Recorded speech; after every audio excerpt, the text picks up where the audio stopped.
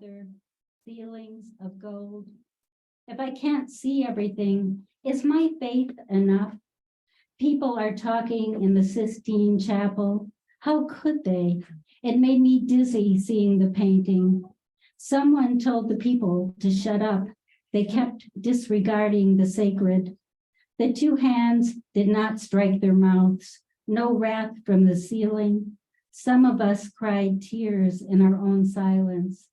The talkers missed a most important message. How could they? My papers are all wet because I went out for wine with Tim and Pooey and I spilled water, but not wine. So it's going to take me a minute to separate them. They're really sticking. Well, let's see here. There we go. Maybe I'll just go like this. All right. So now it's time for some death.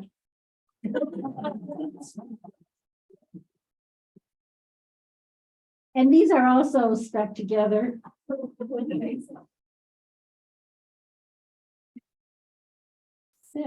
let me find, I'm sorry, they are really sticking. And I really want to read these poems. Let me try again.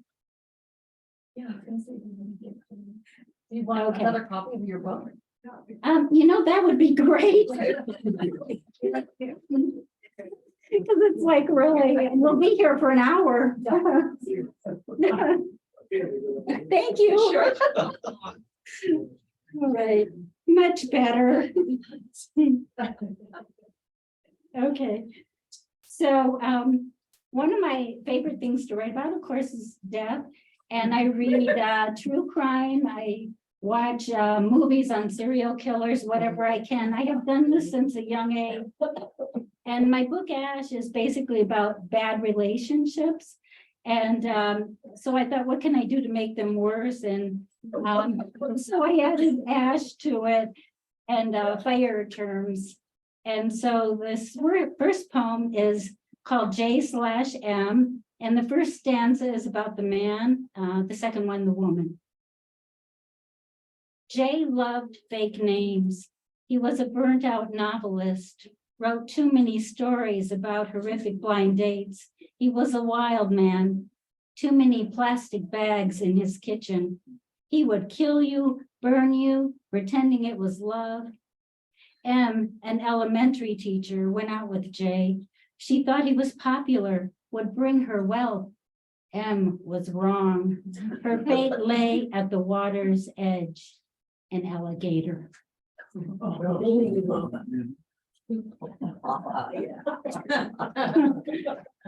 I told you I was bad. This next one is called R/N. R liked tea in the afternoon before he went fishing. Sometimes the crisp air mortified him. He would sit and build a fire. One by one, he took the worms and burnt them. He was grateful for such beauty. N thought she could allure him to stay home in fishnet stockings.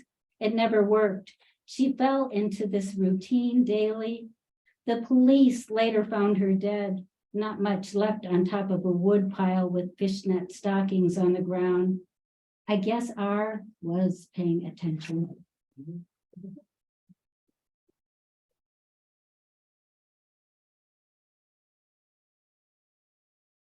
I come from Illinois originally, and so I had to put some Illinois in this book. Yeah. And this is called Escape. Trying to escape, but I am surrounded by flat land, no place to go. If I stand behind a tree, you will find me. Behind the barn, you will find me. Behind the house, you will find me. You would not expect me to hide down by the Illinois River or in the caves of Starved Rock. I will be there until my body decays. I will become a beautiful plant. When you walk past, I will give you a rash.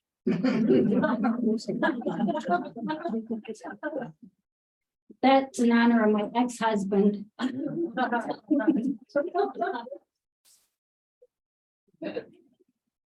What if God is strict?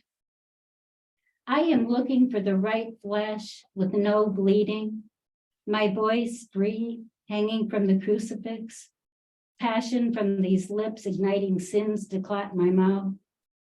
Crucifixes break every day, are shoved into a drawer, collect dust in the thrift shop. Sometimes Jesus becomes so dusty that cleaning him is a problem. The dust too thick to let him resurrect. When he does, he sneezes. Maybe Jesus will develop an allergy, a miracle of life.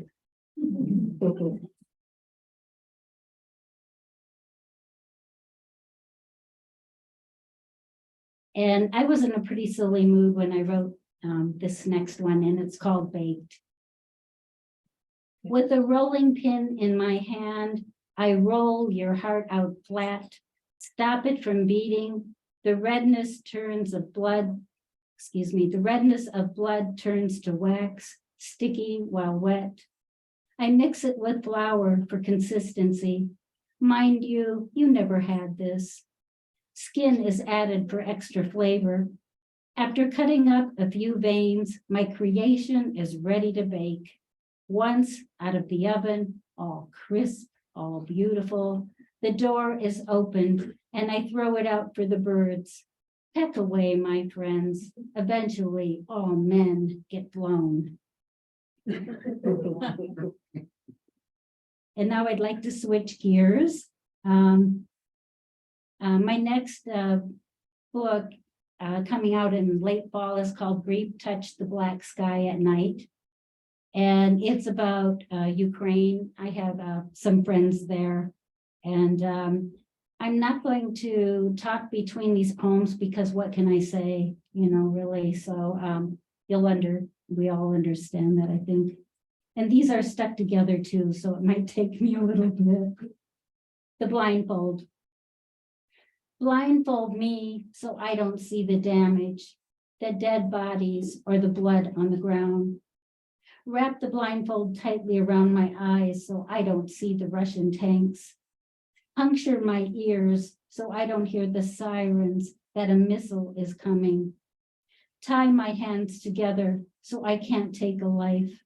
God would not want me to do this. Bind my legs so I won't run and flee from my home. Stop my heart from feeling loss, sadness, and grief before it overwhelms me. The soldiers are killing my family and friends, slitting their throats and burning them. I know this. Remove my blindfold, untie my hands, give me my hearing back, give me a weapon.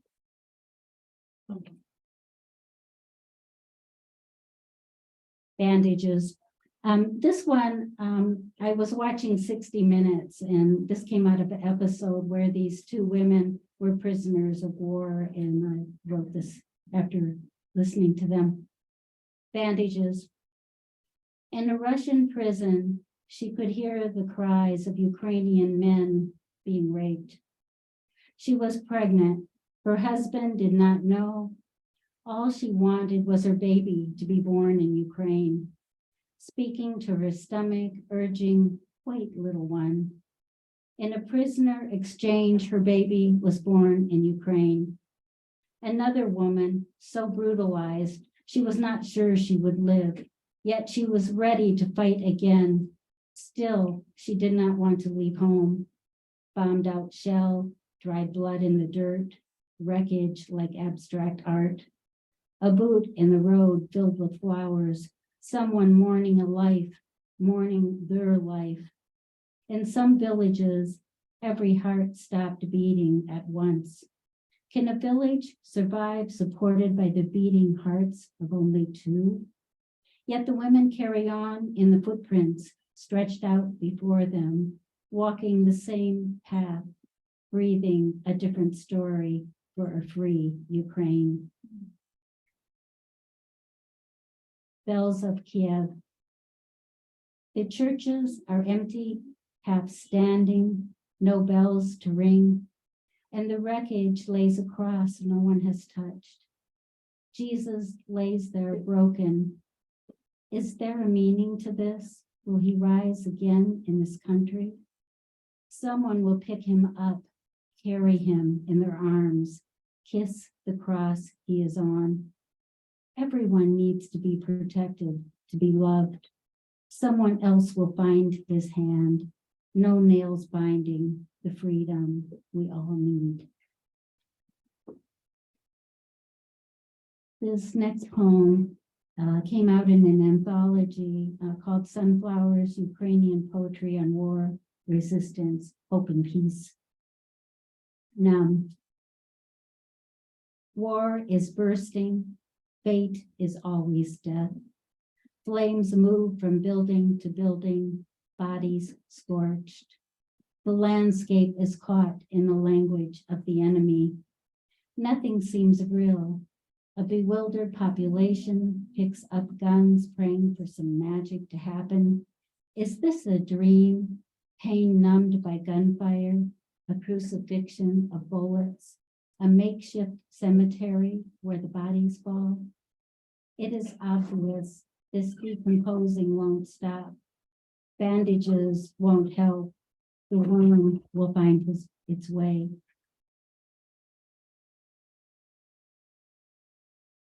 Blue skies and sunflowers. Watching a country crumble hurts. Eyes sad as people lay dead. All the sunflowers drenched in blood. Do the petals throb? It is said that plants talk to one another, what they must think. In one town, the crows fly down and kiss the bodies. Maybe I dreamt this. Is it wrong to wish him dead? Grief touches the black sky at night, the blue in daylight, the ground decayed with pieces of life, too much bombardment, too much hate. Ukraine fights for freedom, heroes up against a cruel dance, bombed buildings, hospitals, roads, and existence laying on the ground, uncertain if they have much longer. Weep in unison, dear people. We are weeping with you.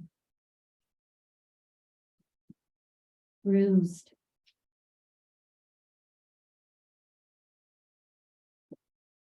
Body broken. What is to become of us in the sweeping wind? Can missiles be blown away?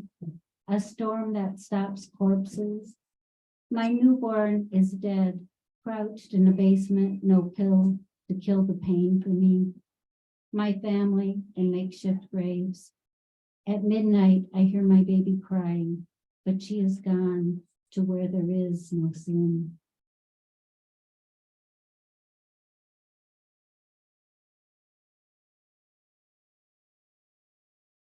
Putin. A golden room to sit in. What sort of others sit there? In chairs so soft they drowned in the cushions, only their heads sticking out, a David Lynch image dissolving into the floor, melting words harsh and cold like the marble floor they land on. Once man roamed the earth looking for worms. Putin ate them so man could not find any. After years, man finally gave up, moved on to looking for ants. There were so many. Man would collect and sneak them back into the offices of Putin to watch them all squirm. It was man's way of fighting back, quietly, yet disarming. And since today is Earth Day, I thought I would read a poem called Apocalypse. It's kind of fitting. What can I say? There's no hope. We're all dead. So I'm sorry. I'm this doom and gloom. So here we go. And I'm sorry I have to read it kind of full of expression. Once upon a time, Earth was a beautiful place. Now, this is only a fairy tale dreamt about, wished for. Our planet is broken. Air is becoming obsolete. all life dying. We now play connect the dots to everything we've done, saying we must change. It is too late. Wolf cried too many times. Plastic, mercury, garbage, and oil in the oceans. I heard it on the news. Sewage, garbage, and rivers, seen this. Pollution, emissions, and holes in the ozone layer. Breathe. Trees and forests cut down, no home for wildlife. Stumps everywhere. Forest fires, see the flames, smell the smoke. Drought, no water, cracked earth. Pesticides, poison just for you. GMO, mutants. Cell phones, oh, brain dead, electromagnetic radiation. Electricity towers, my hair is sticking straight up. Cows dead in the fields. Storms, bomb cyclones, hurricanes, tornadoes. Go for a ride. Radioactivity, nuclear power waste. I'm glowing. Gravity pull, bye-bye, Earth. Warheads ready to strike. Poof. Beauty fading, a memory disappearing, a bare planet spinning in a universe. There is no future for generations to come, no history of existence. This planet will break into pieces, thanks for mining, end up in a black hole, no evidence of being, chemicals embalmed us. Man is leaving himself impassioned with dust. We are dirt, more ways than one. No more sweeping it under the rug, a cliche. A tumor in the head causes turning towards Mars, sick bastards. And once that is destroyed, yeah, keep going. Stupid man, you are gone. Apocalypse, baby. The sun ain't gonna shine anymore. And thank you.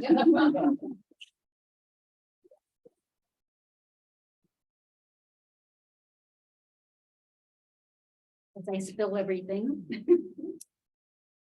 Trying to sneak up from behind and help you, but it's too late. Wow. Oh, one more round of applause. Thank you so much for that. So uplifting. That's great. Really, thank you so much. Rosanna Staffa is an Italian-born author. Her debut novel, The War Ends at 4, which is also here on the table and here by the cash register, do get a copy, will be published by Regal House Publishing on May 10th, but we have copies. Her stories appear in The Sun, Gargoyle magazines, and many others. Holy is nominated among the notable essays in literary nonfiction 2022. She's a Pushcart nominee and Hedgebrook alumna. And I should also say has been to many of our COVID Zooms, which was such a pleasure. So we got little pieces of her work all along the way in the last few years. So please welcome Rosanna Staffa.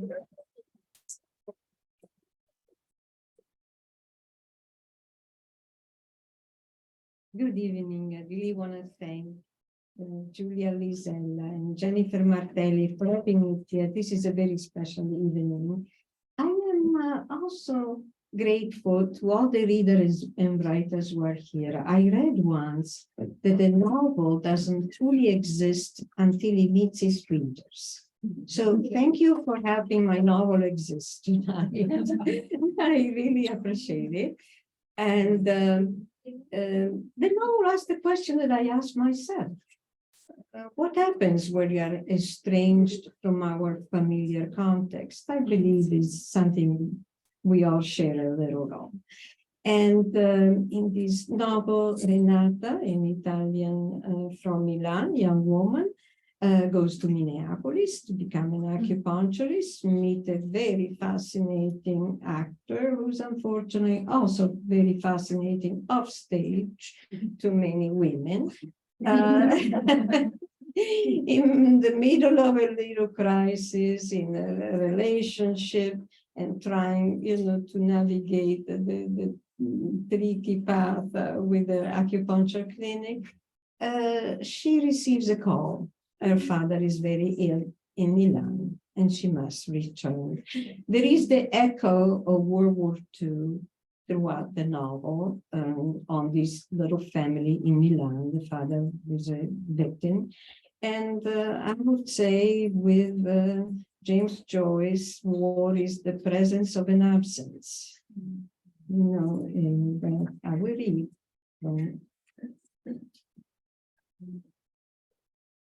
It was a difficult weekend in Minneapolis with wind, snow, and rain. Steve had promised to call from California, but did not.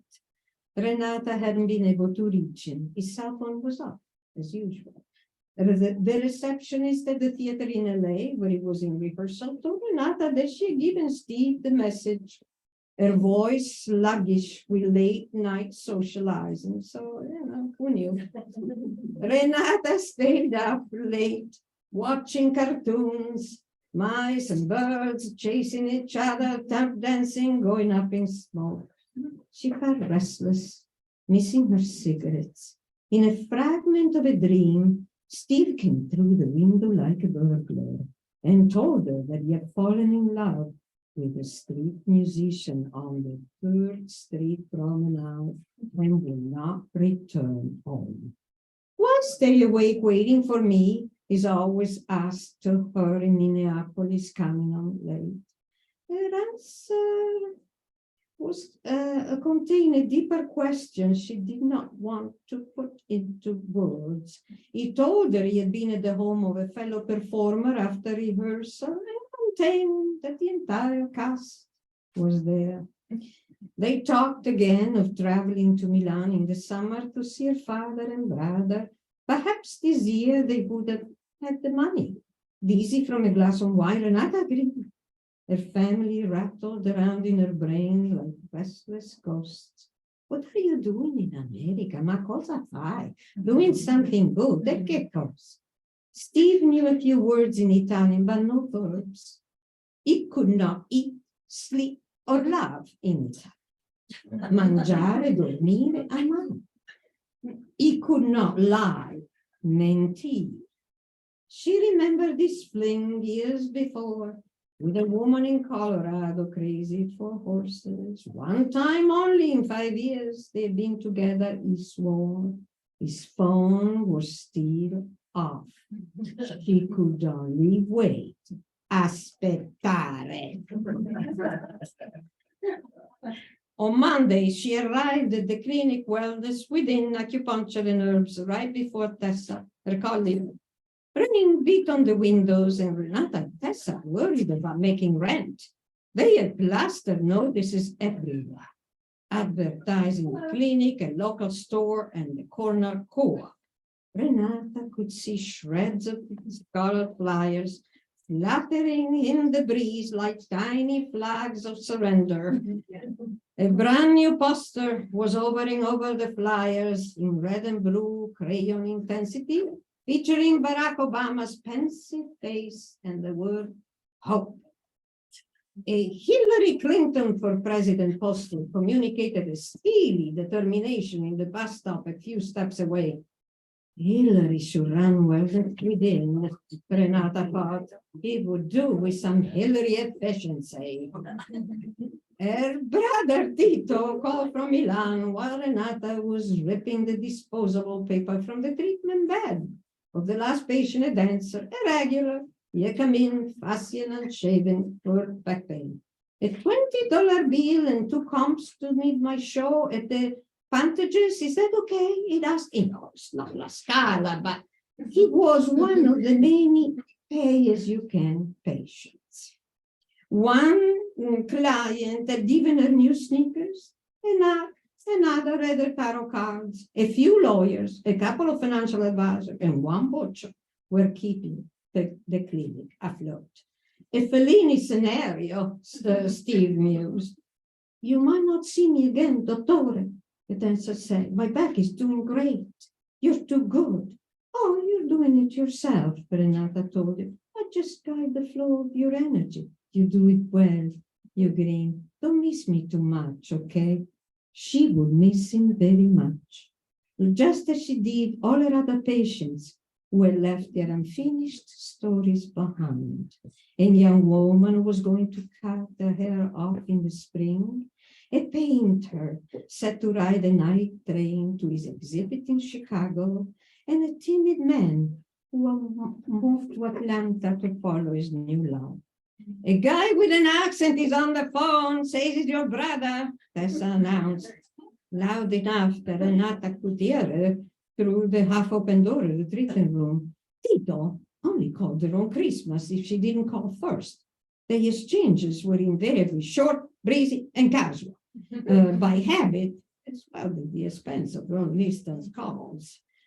Tito, tell me, she said. Rennie, it's about Papusi. Papusi was the nickname for their father, a blunt man with frizzy white hair and an excess of cheeriness. The doctor says, Doctor, Eriti, they wanted the hospice, the Hospital San Perasmo, right? He fumbled with language as he was learning to speak each time. Tito, what are you saying? Bacino. Despite Tito's eccentric sequence of non sequiturs, God, it seemed, at last wanted to take Papusi with him. Her father had lived so long that Renata had assumed God had forgotten about him. In his tiny apartment in Milan overlooking the central train station. But Papusi gave me a giving out, and he had been taken overnight to the San Erasmo Hospice, the only facility with an available bed. Rennie, Tito said, I'm coming, she said, immediately. Tito had frightened easily as a child. Birds, wind, all conspired to alarm him. He stammered even while asking direction. He had been their mother's favorite. Don't worry, there is no use in worrying, she said, repeating the words that her father had often told them, while their mother was dying and too tired to see her children.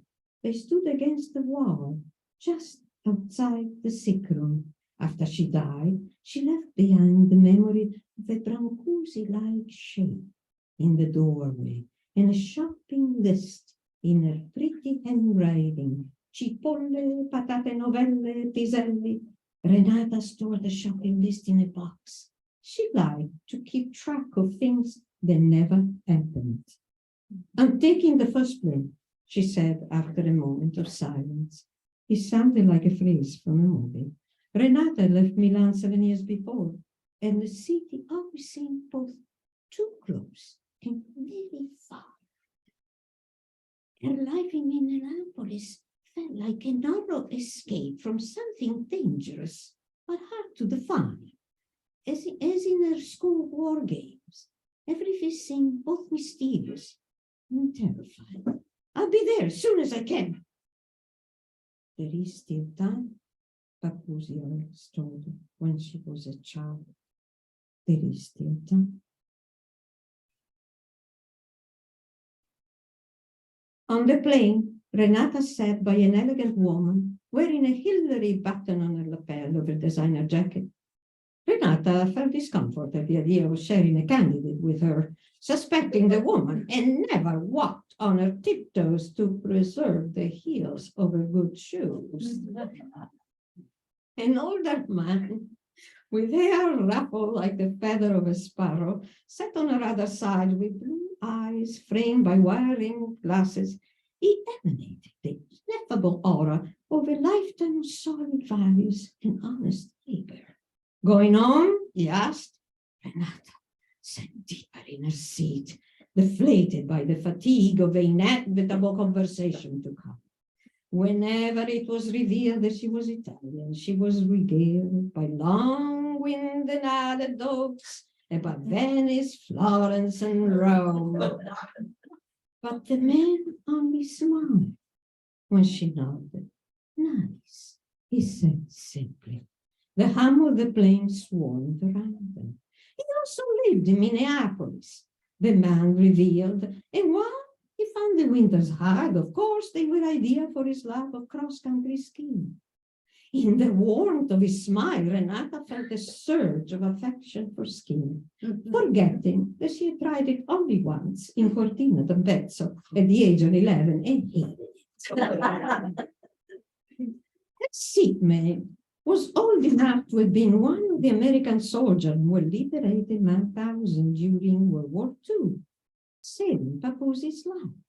He just finished digging his grave in 1,000 and was about to be shot when gli Americani came to save him. At the very last moment, Paposi declared, no details ever. Their father maintained a strong belief in the game of chance and the necessity to forge ahead in life without looking back. Of his time in the army, he said only that he had been captured by the Germans and was lucky to be alive. And that was it. Renata wanted to know where the prisoner washed, where they ate, who broke the rules, how were they punished.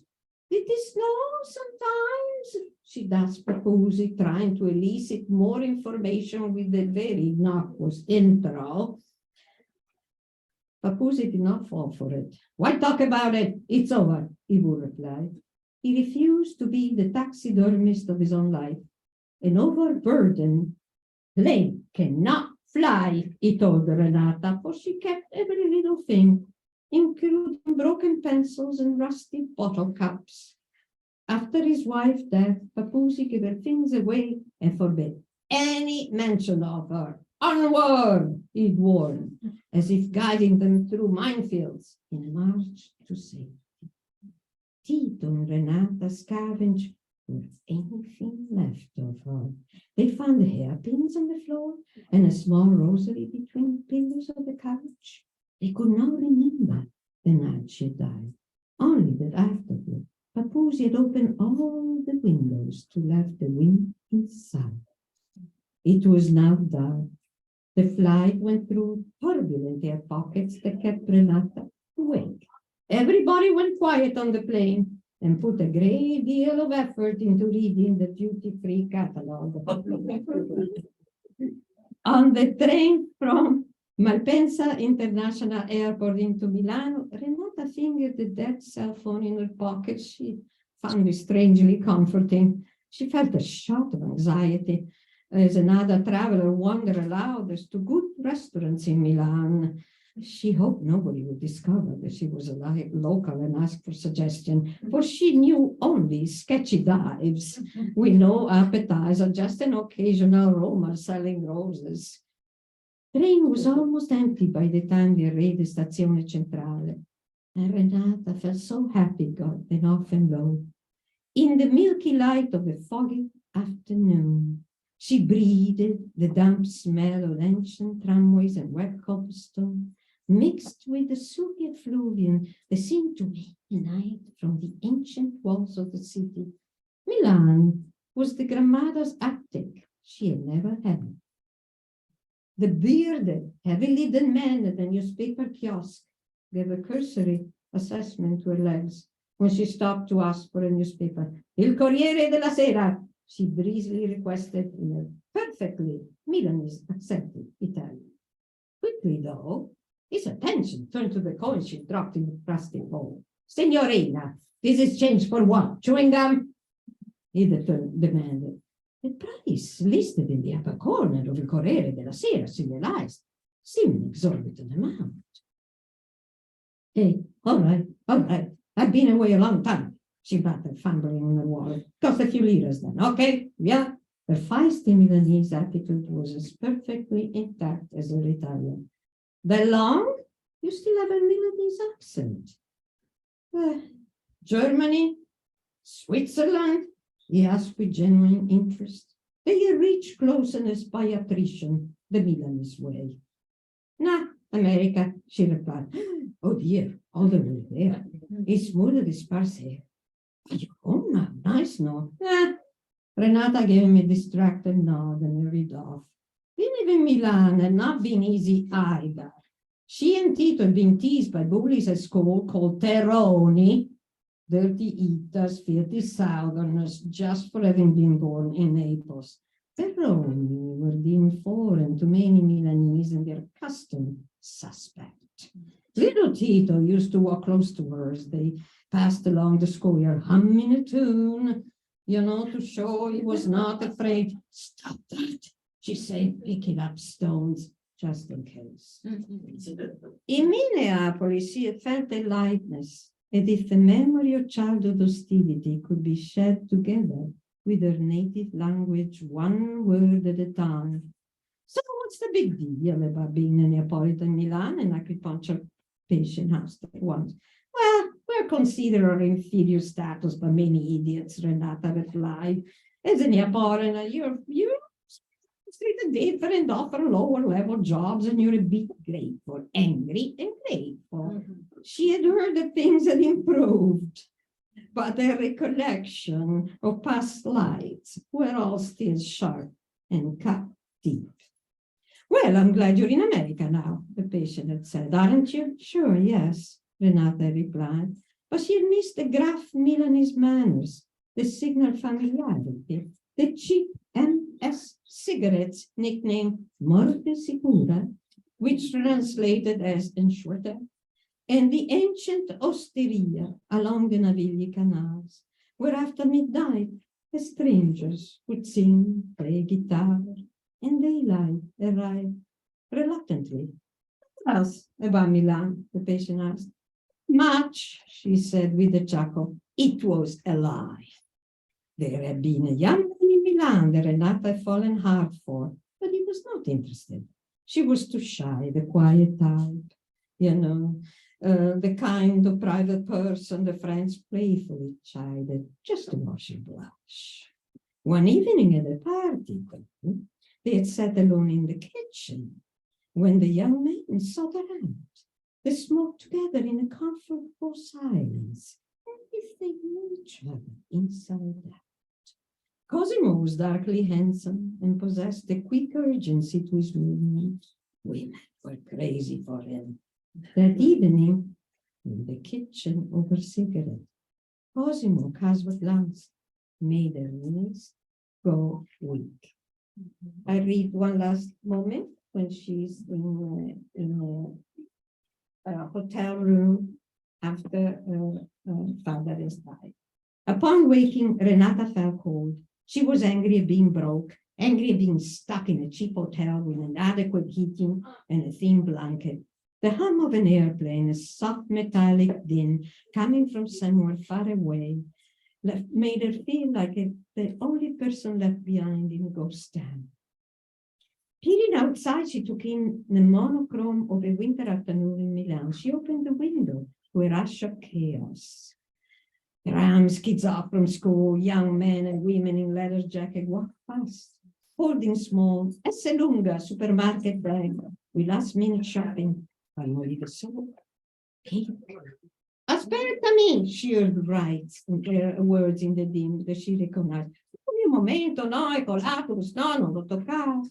The sound pulled her in like a tooth.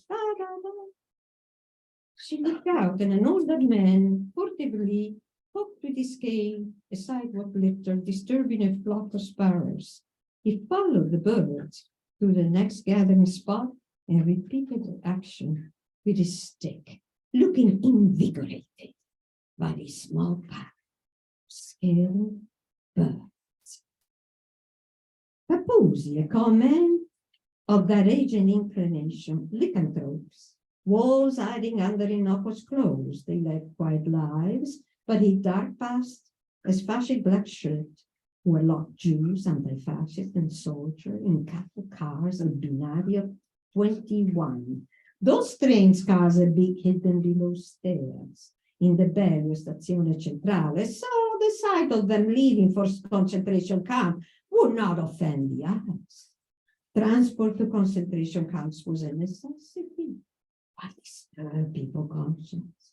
Papusi and the other prisoners had been led suicide Enfium via Ferranti a Port, and then down, down, down, below level in a pitch dark.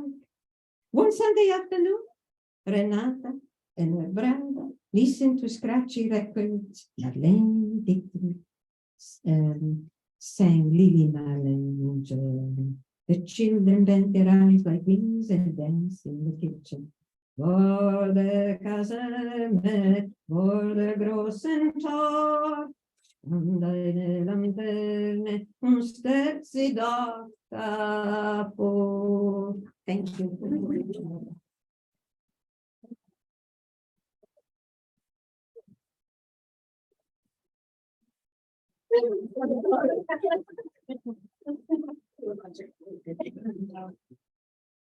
Creeping in from the back. Thank you so much again to Gloria. Rosanna for so there are books to buy. There's the mailing list to sign in the corner. If you're feeling lucky, you can join Iowa with a press of a button on your PayPal. But thank you so much. Oh, and yes, May 20th, Mark Saba. Yes. So Carl is reading from her new memoir and Mark's reading from his new book of poems, I think. So come back in May.